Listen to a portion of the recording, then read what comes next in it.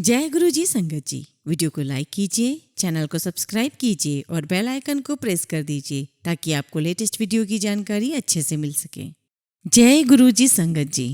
संगत जी, आज का सत्संग बहुत ही महत्वपूर्ण है। हम जानेंगे कि हम गृहस्थ होते हुए भी गुरु जी के श्री चरणों में रहते हुए आध्यात्मिकता को कैसे प्राप्त कर सकते हैं, बशर्ते हमें एक ही गुरु के सानिध्य में रहना है। कुछ यही सब आज हम सुनेंगे आज के सत्संग में, जो नोएडा की श्रीमती अनीता वर्मा आंटी का है। तो चलिए संगत जी, सत्संग शुरू करते हैं। अंत तक बने रहिएगा, क्योंकि इस आध्यात्मिकता के सफर में हमें बहुत कुछ सीखना है, बहुत कुछ जानना है। जय गुरु जी।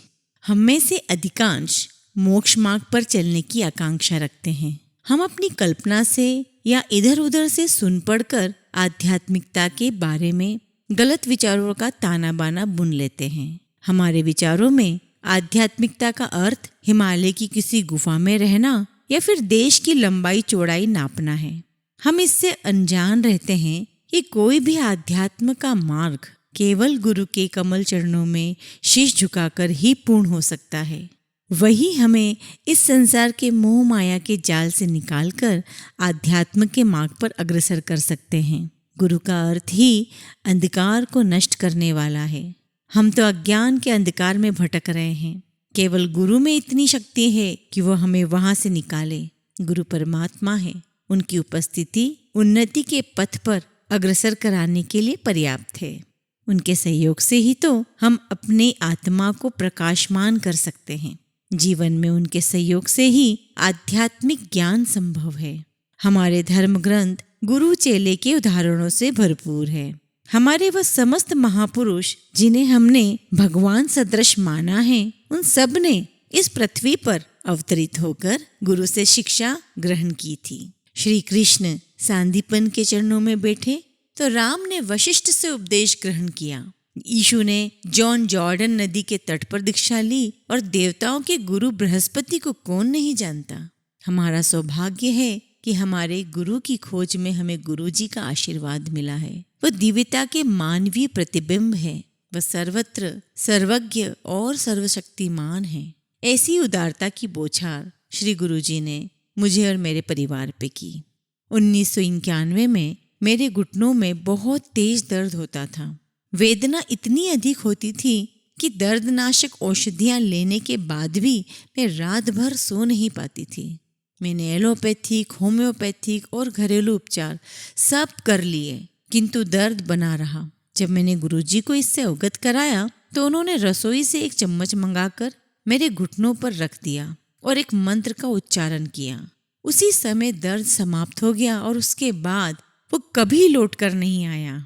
मैं अब भी अपने घर की 4थी मंजिल तक सीढ़ियाँ चढ़ती हूँ और रोज 2 घंटे घूमने भी जाती हूँ। कलकत्ता में मुझे कुछ हल्का हल्का बुखार रहने लगा था। करीब 1.5 महीने तक मैंने सारे परीक्षण करवाए और कई तरह की औषधियां भी ली, पर कोई लाभ नहीं हुआ। मेरा विवरण सुनकर गुरुजी ने जैसे ही पान के पत्ते मेरे ऊपर रखे, सारा ज्वर गायब हो गया। ऐसा ही एक दिन हमें पता चला कि हमारा दिल्ली ट्रांसफर हो गया है। मैं ब्यूटी पार्लर खोलना चाह रही थी, क्योंकि मैंने इसका और बाल संवारने का प्रशिक्षण प्राप्त किया था और ऐसे किसी एक संस्थान पर मैं कार्य भी कर चुकी थी। पर गुरुजी ने मुझे इसके लिए साफ मना कर दिया, इसकी अनुमति नहीं दी। उन्होंने कहा कि यदि मैंने ऐसा कुछ किया तो आगे चलकर मुझे दमा हो जाएगा। हाँ संगत जी, बाद में वास्तव में मुझे दमा हो गया। एक दिन मेरी अवस्था इतनी गंभीर हो गई कि मैं अपने जीवन के लिए जूझ रही थी। मुझे सांस लेने में इतनी कठिनाई हो रही थी और मुझे लग रहा था कि ये मेरे जीवन का अंतिम क्षण है। मुझे जल्द से जल्द हॉस्पिटल ले जाया गया। पूरे रास्ते में मैं गुरुजी के स्वरूप को अपने हृदय से लगाकर उनसे अपने जीवन की रक्षा के लिए प्रार्थना कर रही थी। मुझे तुरंत ऑक्सीजन और कुछ इंजेक्शन दिए गए। बाद में डॉक्टर ने बताया कि 2 मिनट की देरी भी मेरे लिए घातक सिद्ध हो सकती थी। बाद में मैं जब गुरुजी के पास गई तो मेरे बोलने से पहले ही उन्होंने कहा कि उन्होंने मुझे दलदल से निकाला है। जी हाँ, गुरुजी के वचन सत्य थे। बाद में जब मैंने उन्हें श्वास यंत्र और प्रबल औषधियों से मुक्त कराने की बात बार बार करी तो उन्होंने डांट कर कहा कि उन्हें याद न कराया जाए, उन्हें मेरी समस्या के बारे में सब पता है। 1 माह व्यतीत होने पर मुझे अचानक आभास हुआ कि मुझे दमा नहीं था। इसका अर्थ यह था कि मुझे श्वास यंत्र की अब आवश्यकता नहीं थी। हर बार यात्रा पर जाते हुए सुरक्षा के लिए मैं अब भी श्वास यंत्र खरीद कर ले जाती हूँ और घर वापस आने पर उसे उसी नई की नई अवस्था में दुकान पर वापस दे आती हूँ। दमा अब मेरा पूरी तरह समाप्त हो चुका था। एक बार संगत के समय गुरुजी ने एक भक्त के सर पर अपने हाथ रख दिए तो वहां से गुलाब के पुष्प झड़ने लगे। गुरुजी ने यही एक महिला के सर पर किया तो फिर वही हुआ। उस महिला ने अपने दुपट्टे में वह सारे गुलाब एकत्रित कर लिए। वह अति सुंदर चमत्कार था। मेरे जन्मदिवस पर गुरुजी ने पूरी संगत के सामने मुझे अपने दोनों हाथ आगे करने को कहा। अचानक मेरे हाथों में ऊपर से एक साड़ी आकर गिरी। गुरुजी ने कहा कि उसे मैं स्वच्छ स्थान पर रखूं और कभी नहीं पहनूं। उस साड़ी में से आज भी 10 वर्ष पश्चात भी गुरुजी की वह विशिष्ट सुगंध आती है। गुरुजी ने कुछ वर्ष पूर्व कहा था कि मेरी बेटी का विवाह एक अति शालीन व्यक्ति से होगा। मेरे बिना किसी प्रयत्न के मेरी बेटी का विवाह ऐसे ही घर में हुआ और गुरुजी की कृपा से वह आज 2 बच्ची की माँ है।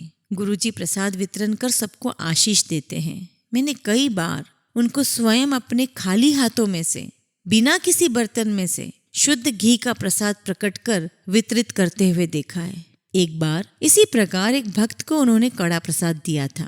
कई बार उन्होंने इसी भांति खाली हाथों में से अपनी सुगंध से भरे लड्डू निकालकर वितरित किए हैं। आप सबको मेरा यही परामर्श है कि आध्यात्म ज्ञान एक गुरु से प्राप्त करने का प्रयास कीजिए। उस ज्ञान के गूढ़ अर्थों को समझिए। कुछ वर्षों तक उनके चरणों में बैठिए। यहाँ वहाँ घूमकर उत्सुकतावश कई लोगों के मध्य बैठकर आप थोड़े ही समय में अपनी आस्था खो सकते हैं। केवल एक गुरु के वचनों का पालन कीजिए। अनेकों के पास जाने से आप हैरान हो जाएंगे। एक गुरु आपको हनुमान जप करने को कहेंगे, दूसरे कहेंगे कि राम नाम जपो। यदि तीसरे के पास गए तो वह प्रतिदिन पूजा करने का परामर्श देंगे। आप इन्हीं बातों में उलझकर रह जाएंगे। एक गुरु के चरणों में बैठकर उनके निर्देशों का पालन कीजिए। सबको सुनिए पर अनुसरण एक का ही कीजिए। सबको आदर दीजिए पर आस्था एक में ही उचित है। उससे ज्ञान संग्रहित कीजिए और उनके कहे आचरणों का पालन कीजिए। इस प्रकार आप शीघ्र ही आध्यात्मिकता के कठिन मार्ग पर अग्रसर हो सकेंगे। गुरुजी ने जैसे मुझे ब्लेस किया, आशा करती हूँ गुरुजी आप सबको भी ऐसे ही ब्लेस करेंगे। जय गुरुजी। शुक्राना गुरुजी।